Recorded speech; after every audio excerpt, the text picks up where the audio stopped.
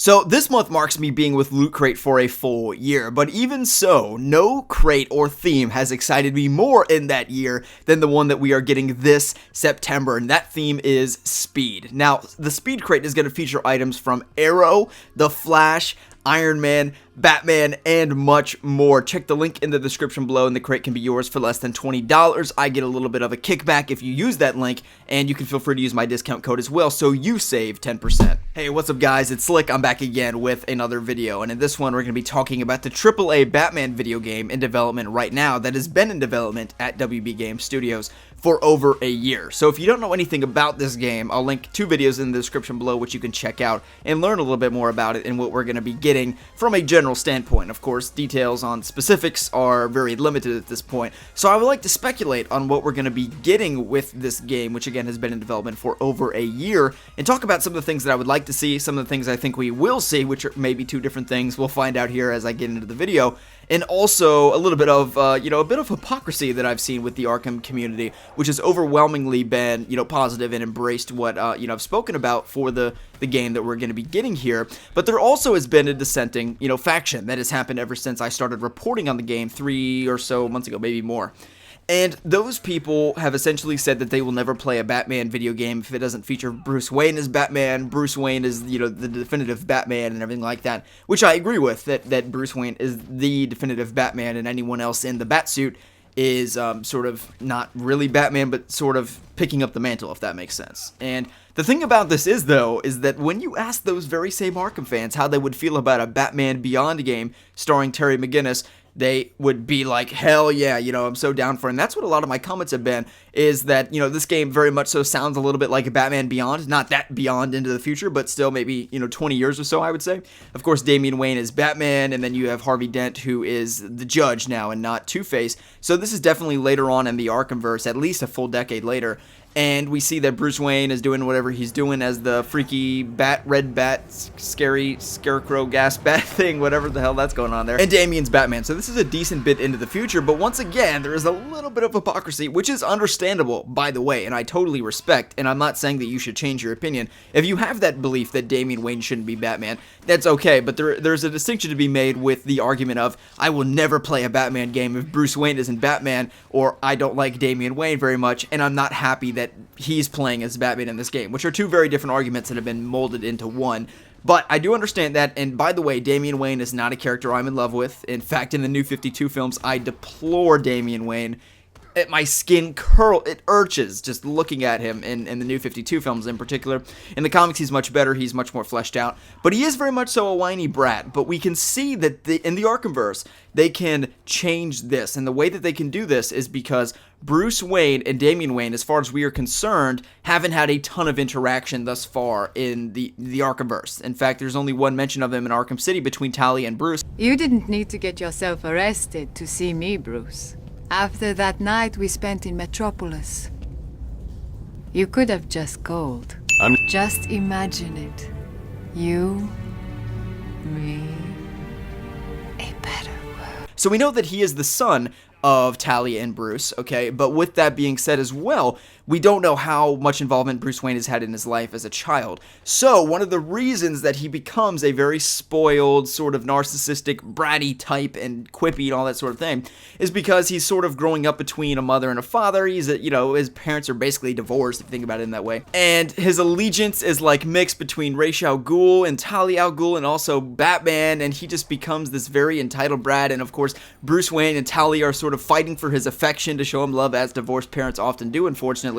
And he turns into this very bratty kid, but they can change that because, as far as we are aware, once again, Bruce Wayne and Damian Wayne maybe have not even met in the Arkhamverse, so they could totally change that. They could totally change, him being the 10-year-old quippy, bratty Robin, because that maybe didn't even happen in the Arkhamverse. In fact, we have every reason to believe that did not happen, and that Damian Wayne has not been Robin, because there's been so many in the Arkhamverse as it is, and the continuity is a little bit messed up with some of the Robins, especially with some of the Batgirl DLC and that sort of thing. But anyhow, let's move into what this game is actually providing for us and some of the details of the game, which is, in my view, in every way that I can imagine, a direct response to the critique of previous Arkham games. If you think about what they're doing here and what we know about this game, which again, all the details will be linked in the description below, but even more so, like from my first video I talked about, customizable Batcave, a populated city, and the game takes place over multiple days and not just one night, so thereby,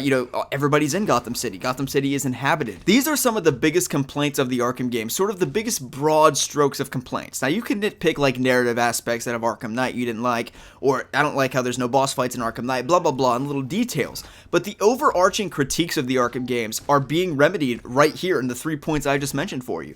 Populated city, the game takes place over multiple days, and you're not just fighting in an abandoned, whatever, kind of desolate wasteland of Arkham City, for example. And also, the map is like actually Gotham, you know what I mean? It's going to be massive from what we've heard. And this is not really the case with Arkham Knight. I think Arkham Knight, we can all agree, failed to deliver on the idea of playing in Gotham City. It really felt like, once again, a sort of closed-off area in Arkham City, and you go to the top of Wayne Tower, and you look around, and you look beyond it, you're like, that's where I really want to go, over there, where, the Gotham Rogues play and all that sort of thing, the stadiums. And if you haven't seen my video getting out of the map, that's how I know all this. And it's pretty damn cool when you go out there. And I just wish I could be playing there instead of in the map which has like 2 skyscrapers in the actual Arkham Knight map. Again, not complaining about it, but this is really, as I said, a response to some of the critiques of all the Arkham games up to this point, including a populated city, more customization with the Batcave, and actually being able to be in the Batcave and free roaming to and from it to the city into the Batcave, we can presume is happening here. And also, once again, the game taking place over multiple days and nights rather than just in one big long night. And as per the people that once again have said that they won't play the game because Bruce Wayne isn't starring in it, you have to understand as well that the possibility of Bruce Wayne not being in an Arkham game is literally 0%. It is absolutely nothing. And we saw this with the Joker, right? We saw this exactly with Arkham Knight, where in all the promos and the interviews and stuff, Rocksteady went around and like, yep, the Joker's dead. He's not in our game. He is not in it at all. Nope. And then, sure enough, literally 1 hour into Arkham Knight, there's the Joker. It's going to be the same thing here.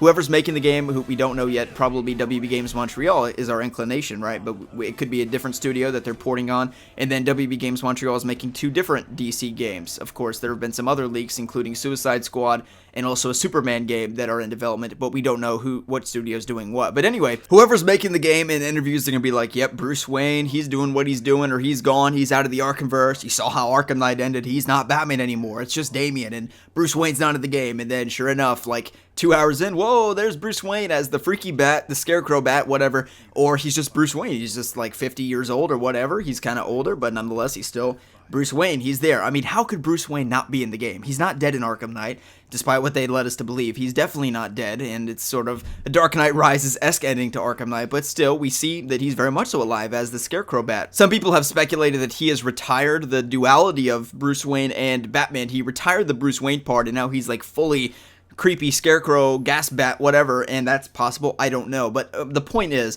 the possibility or the percentage chance of Bruce Wayne completely not appearing in the game is 0. It is absolutely 0. He's going to be in the game, and maybe he'll have a massive involvement. Maybe, that Batman that we saw at the end of Arkham Knight is going to be in the game a ton. Maybe he's going to be a huge part of the game, and it's going to be like Batman and Robin teaming up, and with reversal roles, of course. Damian Wayne is now Batman, and then I guess Bruce Wayne as the scary Scarecrow Bat is also involved in their teaming up. We don't know. And also, by the way, I pointed out in my comments that I do not know if it is exclusively or explicitly an Arkham game. There's nothing that has been clarified to me that indicates that this is going to be called an Arkham game. But also, I will say that in that, Damian Wayne is Batman, why would they make a Batman game without Bruce Wayne if it is not because it has to, be subservient to the continuity of a certain universe, in this case, the Arkhamverse, because Bruce Wayne is no longer Batman in the way that we know him. So it would make sense that this is a follow-up to Arkham Knight. And I do think that we're going to get serious Batman Beyond vibes from this game. I'm already getting them just from what I've learned about it. And, not such that Terry McGinnis is Batman or anything like that, but just that it's in a dystopian, maybe future look on Gotham.